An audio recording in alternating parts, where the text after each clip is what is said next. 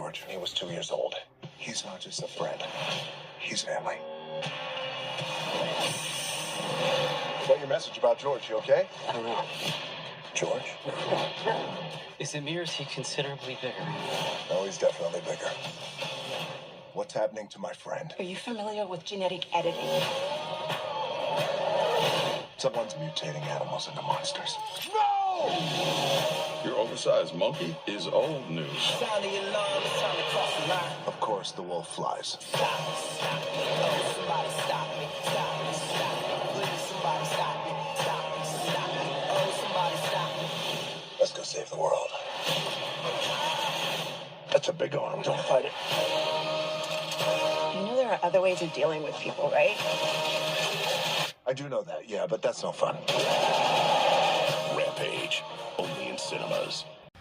You know, we've talked a lot of shit about Dwayne Johnson from Moana recently, so let's go back to talking about him in a positive note. Back when a movie with him was a fun ride overall, and yeah, this movie definitely is that and then some. Welcome to Time About the Movies, everybody. We're taking a look at two weekends in particular, April 13th and April 20th, with 5 films combined.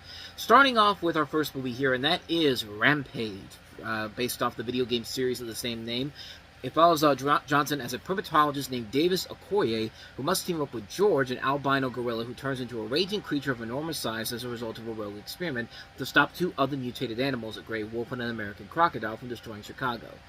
It's actually the 3rd time that the director Brad Peyton and Johnson have teamed up with Journey to the Mysterious Island in San Andreas, so kind of like with Jamie Collette Sarah, these two work together pretty well as far as films go overall. And I guess as far as video game adaptations go, it is definitely one of the better ones out there. They get the looks of the game down pretty well here. The action is pretty solid overall. This is Dwayne Johnson doing what Dwayne Johnson does best. The story overall, it's a little lackluster in general here, but despite that, it's still a fun movie all around.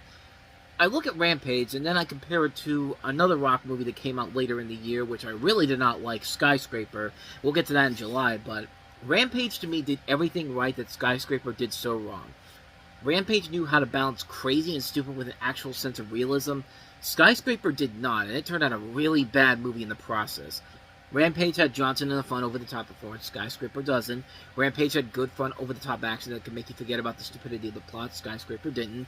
Rampage had characters you wanted to cheer for. Say it with me. Skyscraper doesn't.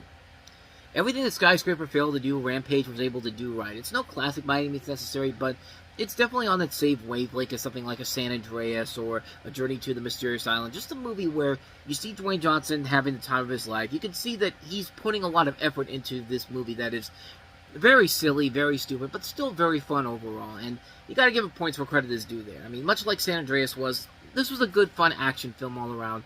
Nothing that's going to be groundbreaking or anything significantly groundbreaking or as deep or I keep saying groundbreaking, but I said it already. Anything too deep. It's just go in there, turn your brain off, have a good time, and yeah, it's definitely worth it for that and then some. So that is Rampage for you. So let's go ahead and move on to the other release of the weekend, a film that tries to be fun and over the top and does it all so many wrong ways. Let's take a look at Truth or Dare. Olivia. I needed to find someone with friends that I could trick into coming here. Because I'm okay with strangers dying if it means I get to live. The game's real. Do the dare or you die. Refuse to play, you die. We survive this only if we trust each other. Break Olivia's hand. You have to do it. No, I can't. God, just do it. Truth or Dare, rated PG-13. I dare you to watch Smile 4 years from now and see what a good horror movie is with a creepy-ass smile, because your smiles in this movie are not creepy. They're just really, really stupid, and they really are badly put together here. But then again, I wouldn't expect anything less from the brilliant director of Cry Wolf, Never Back Down, and Kick-Ass 2, and also Fantasy Island and Imaginary. One of the worst directors ever, Jeff Wadlow. And what do you know, he makes another terrible movie here. It stars a group of college students who play a game of Truth or Dare while on vacation in Mexico, only to realize that it has deadly consequences if they do not follow through on their obligations. Yeah, so basically, if you don't say dare, you suffer a cruel fate overall, but even when you say truth, you're still getting screwed over in the process here. So you know what you should do? Don't even bother with these people overall and go live your life somewhere else. And like I said, be prepared for when you have to face a real creepy, sinister smile in the Smile movies in particular. Because, yeah, they sadly don't show you how terrible the smiles are in this, but let me tell you something. It is one of the stupidest things ever. Like, I swear, this feels like a comedy that's taking itself way too seriously. And sadly, they think they're making such a serious, deep film, and no, it's not that at all. This is the type of movie where you sell it to the teenagers and they go see it on the opening weekend, and then they never come back to see it because all they cared about on that first weekend was getting to second base with their dates. I mean, that's really what it all comes down to here. And such a waste of Lucy Hale, man. I liked her in Pretty Little Liars. She's gone on to become a pretty good actress overall, but man, talk about a wasted opportunity with this performance here. I mean, this is what happens when Blumhouse Studios, they can cook, but they can also deliver pieces of garbage like this. It's kind of like with Ryan Murphy in particular. Sometimes he'll deliver a really good show, and then at the same time, he'll deliver a piece of garbage, like we had earlier in the year with the really good show being Love Story, the John F. Kennedy and Carolyn Bassett series, and then the bad show being The Beauty. Something like that. And, that's what Jason Blum does here. Like, he'll deliver a good movie, but then he'll deliver a bad movie not too long after that. And, yeah, this is definitely a really, really bad film overall. So, yeah, I don't think I need to tell you to avoid Truth or Dare like the plague. So those are the two films from April 13th. Let's take a look at the films from 420. One of them actually has relations to 420 on it, but we'll get to that one as soon as we get through this movie, which is a film that is one of those films that has a good message to it, but just the execution of it is just, it's bad. It's made by the same company that made Bad Moms, so expect a movie on that level of stupidity. Amy Schumer in I Feel Pretty. These sites, no one even looks at the profile. The picture is all that matters, and I'm sick of it. Thank you for that pep talk. Yes, thank you. I've always wanted to be undeniably pretty. You hit your head pretty hard. Wait, that's me. Yes? I'm beautiful! Change the way you see yourself. I can eat whatever I want and still look like this. Shout out to my genetic makeup. I Feel Pretty. Every once in a while, a trailer comes along that you see it once and you're just kind of like, well, this doesn't look like it's anything that amazing overall. I should probably just avoid it and just go after I see this, I'm never going to watch it again. And then you go to the movie theaters and it's literally playing on every single movie that you're going to see for the next 4 months. We had it with Pitch Perfect 3 the year before. We have it with this movie here because, yeah, this is a trailer that I kept seeing in front of Proud Mary, Annihilation, The Great Showman, Jumanji, Red Sparrow, Black Panther, Quiet Place, Tomb Raider, Pacific Rim Uprising. 10 movies over the course of 3 months. I saw this trailer for it. I didn't even, you know how many times I saw the trailer for Ready Player One on the big screen? Once. I was about to say 0, but no, one time. One time, and that was just 2 weeks before the damn movie came out. And I don't know if it was just Cinemark putting these trailer packages together and just putting whatever's coming out in and not caring about what's going to relate to the movie you're going to watch, but it just really, really, I mean, the first time I saw this trailer, I didn't think it was that bad, but the more I kept seeing it, the more annoying it became. Much like Pitch Perfect 3, mostly because the movie just didn't look good, and when you watch the trailer for this, you could see, like, right from the get-go, it's one of the worst. It's a really bad comedy, man. It's a movie that, like I said, has a lot of it has a lot of ambition to it with its idea of body positivity and all that, but that's all it really is, just an idea. The actual product itself is really not that good. So the plot of this movie is that you have Amy Schumer as an insecure woman who, after suffering a head injury, a really terrible looking head injury, not terrible in the sense of how bad the injury is, just a really lazy looking injury where, oh no, she hits her head on an exercise machine. That's the thing that does it. She gains extreme self-confidence in her appearance. That's it. I mean, that's literally what the movie is all about. And, like, the problem with this movie is that it has a good message overall, but my god, some of the jokes in this are just awful. Like, there's the trailer.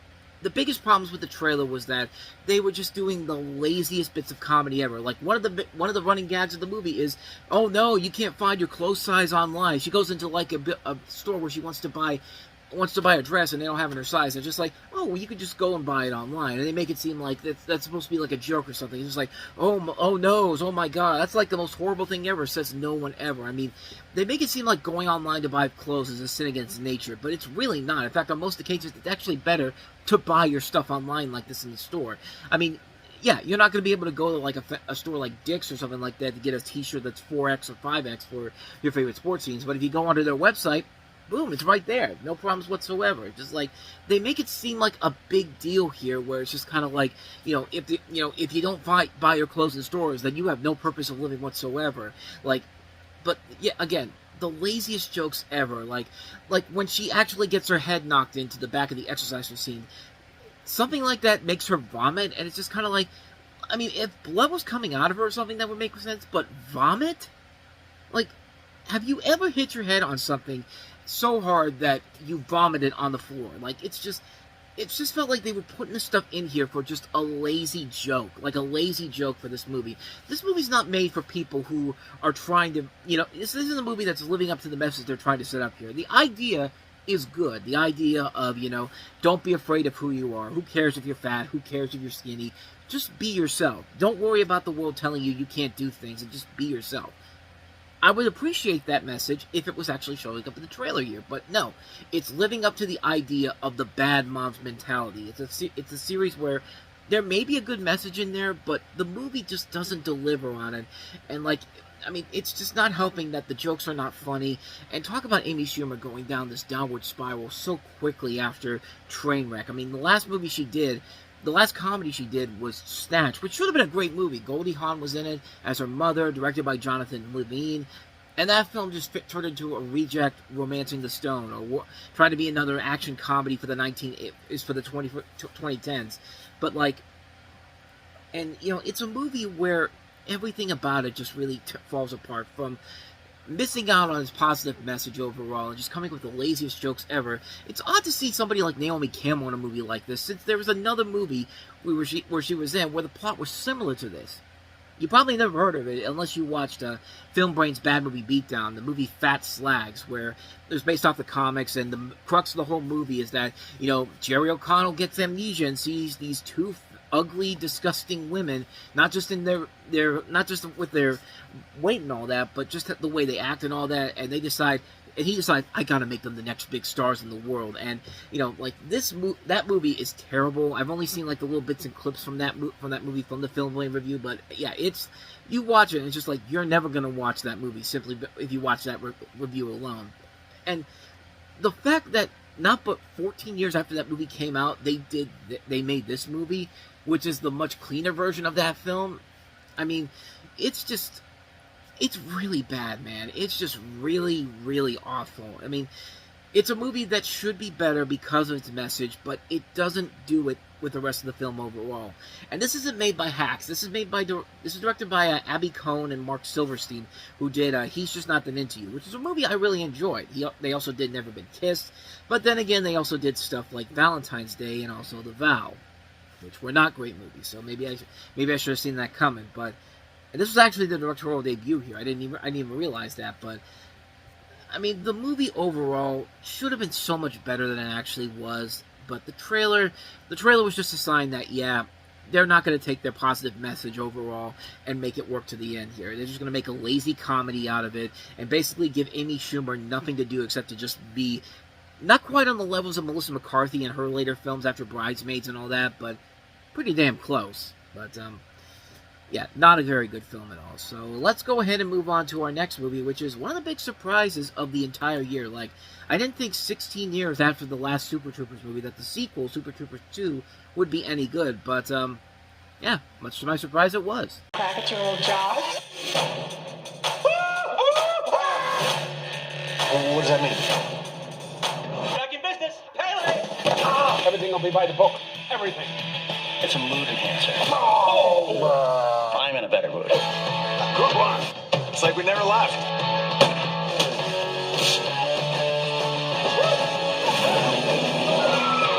I get a radio check?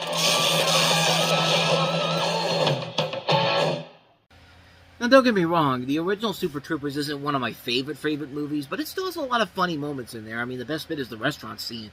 But I still enjoy that movie, and it did kind of get me to watch more of the Broken Lizard stuff, even though there's movies they did afterwards were not the biggest successes overall, or really as great as Super Troopers was. I mean, Beer Fest wasn't bad.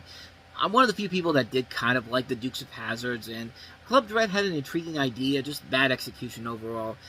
So I was kind of surprised at how much I enjoyed Super Troopers 2. Coming 16 years after the first film, the guys have been fired from their jobs as police officers due to a screw-up and now work in construction with Favre as their manager. When it's discovered that the village in Canada is actually within the United States, as an international border dispute arises between the two North American nations, the Five are given the chance to be state troopers again and set up a new highway patrol station in the disputed area of Canada. And, yeah, like I said, I was kind of surprised that I didn't hate this movie as much as I thought I would, considering a lot of the terrible comedy sequels that were coming out around this time. Pitch Perfect 3, Hangovers 2 and 3, Daddy's Home 2, Ride Along 2, Horrible Bosses 2. The fact that this was on par with the first Super Troopers movie is kind of a blessing in disguise, man. The banter between the main characters is still there. The cast is doing a great job adjusting back into these characters they created nearly 20 years ago, and you could tell these guys did want to come back for another movie. And it doesn't feel forced whatsoever. It's not like American Reunion where you could just tell that the cast is only coming back because they want a quick paycheck and half-ass their way through the movie. The cast wants to return for this movie, and it shows in how much effort they put into the film. The film definitely has those little spurts of humor that throughout the majority of the film, like the first movie did. I got a lot of decent laughs throughout the film. There's also some nice self-referential humor thrown in here, which I was kind of surprised by, although I will say there are way too many goddamn Canada jokes in this, and a lot of them misfire badly. Like, if I want to hear some good Canadian jokes, I'll go watch Smitty's videos on YouTube, because he's from Canada, obviously. But also the overall story doesn't really come together well, and by the end, it's completely chucked out the window when they realize that the thing that was supposed to happen got delayed, so what was the point of doing anything then? Why were we even here? Like, when characters arrive on screen, you can tell who's going to be the bad guy. Like, as soon as Rob Lowe shows up, it's just like, you're the bad guy. I can tell who you are. You can tell who's working for the bad guy, who's double-crossing, who's triple-crossing somebody. There is no element of surprise in the plot of this film. So, like I said, overall, I did enjoy it. It's not one that's going to turn non-fans over to the series overall, but for people who like the first movie, this is more than enough to satisfy your expectations for a sequel. And right now, it's a good time to get ready for it, because Super Troopers 3 is coming out in about 2 weeks' time by the time we're recording this, so hopefully that turns out to be pretty good.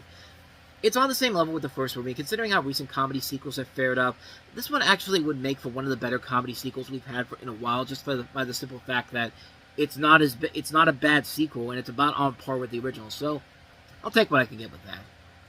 So let's go ahead and move on to our last movie that we have here, and it's a movie that I completely forgot about, and I didn't even know what it was really about until I just watched the trailer again.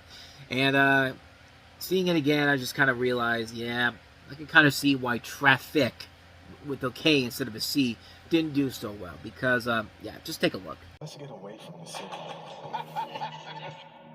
It's miles away from everything. It's a celebration. I did not know you guys were coming.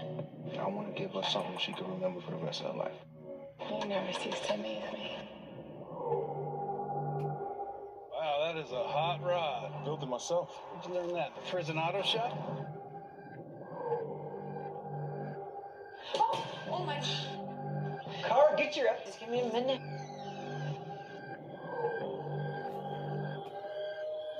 I think I put my phone in your bag by accident. Let me help you. He will kill you. Hey, you got something that belongs to me. Come on, kill it. Where are you, little lady?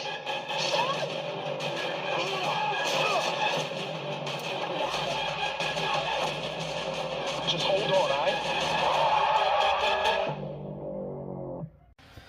Yeah, you wouldn't expect anything less from the same director of Meet the Blacks, The Intruder, Fatale, The House Next Door, Fear, Black and Blue, Deon Taylor, who is not a very good director, and it shows with this, because the simple premise is that you've got two groups of friends who are terrorized by a gang of bikers in a remote countryside home. Why? Racial divide. I mean, literally, they show you it's a white biker and his girlfriend, or I think it's his wife, going after these two black couples. I mean, it's literally, you can literally predict everything that's going to happen here. It's basically another Straw Dogs knockoff. It's a movie where you have, it's another Straw Dogs knockoff, it's a Strangers knockoff, and it's just not a good movie overall. You're wasting really good talents with Paula Patton, Omar Epps, Luke Goss, William Fichtner, Missy Pyle, Rosalind Sanchez, Laz Alonso, on a movie that has been done to death so many times, and there's no reason for this movie to be in a theater whatsoever. It's only good in a theater because it's a company like Lionsgate, and they'll take anything and put it on the big screen.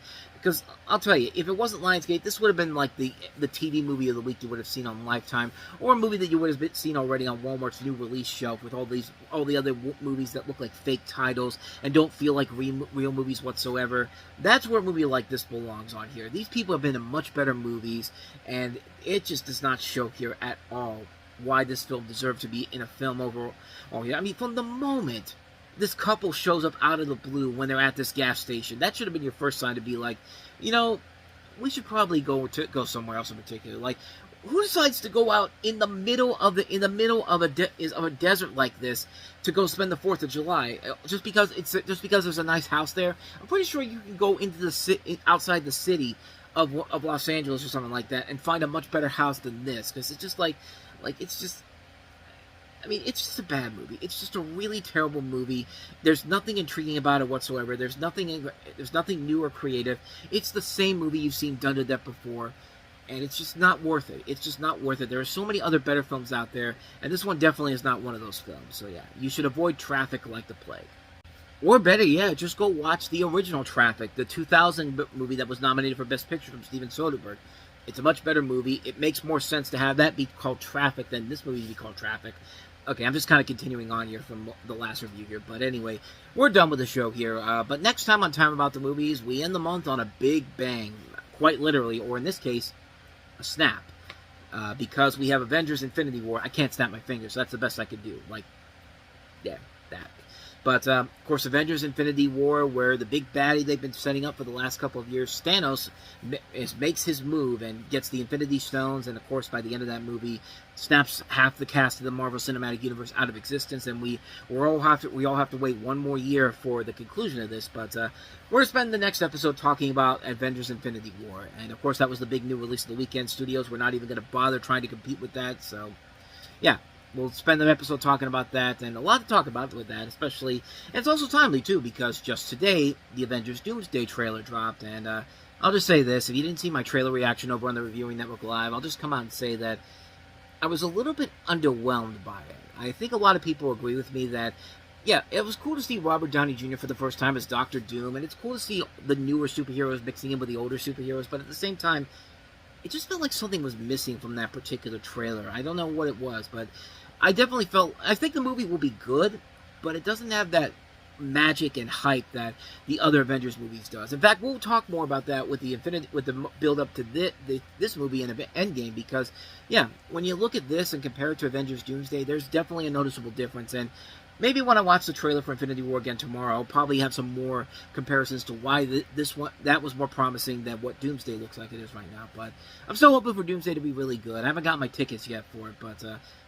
it's also interesting because when I went to look up stuff for Doomsday and went for my nearest movie theater, for some reason they only have one screening in the XD Infinity Vision, and that's at 6:30 at night. So it's like, it's like because Dune has all the Cinemark XD and IMAX theater showings, they're not gonna. It feels like they're not giving Avengers that big of a push to those theaters in particular. But I don't know. Maybe I don't know. It just feels kind of weird overall. But I'm kind of talking about Doomsday right now, but tomorrow we'll spend focusing on Avengers Infinity War, which is the beginning of the two-part conclusion of the original end to the MCU's highlight years between 2018 and 2019. But we'll touch more on that tomorrow. But with all that said, thank you so much for watching this. I hope you enjoyed it. If you did, please go ahead and do me the honors of hitting that like button, that subscribe button, and that notification button. Also, don't forget to check out our playlist, and don't forget to check out the previous episode we did. So with all that said, whether it's in the past, the present, or the future, I will see you at the movies. Take care.